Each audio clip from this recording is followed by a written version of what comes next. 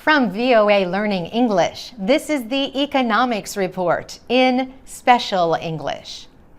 European Union countries have struggled to find common ground as they tried to work out a budget agreement in Belgium. But this month, they agreed on the European Union's Multi-Annual Financial Framework, or MMF, for the period from 2014 to 2020. The MMF sets the EU's yearly spending at about $1.3 trillion. That is 1% of the income of the EU. Members agreed to reduce total spending by more than 3% for the period. This is the first time that members have accepted cutting costs.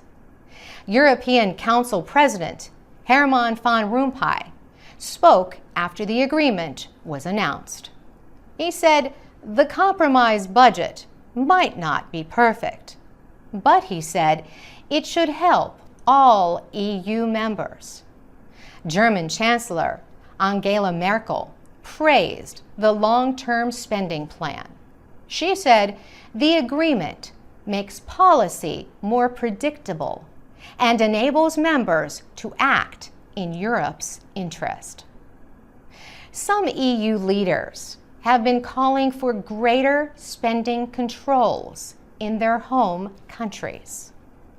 They wanted the EU to show that it too is willing to cut costs. British Prime Minister David Cameron welcomed the agreement. Before the two-day meeting in Brussels, he had threatened to veto the budget if there were no steps toward reducing spending. But the agreement still might not succeed.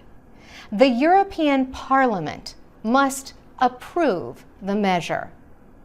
And some members of the Parliament say it fails to deal with many problems, like the sharp differences in wealth between rich and poor people. If the measure is approved, it will affect 28 European Union countries. The EU says Croatia is expected to join the group in July.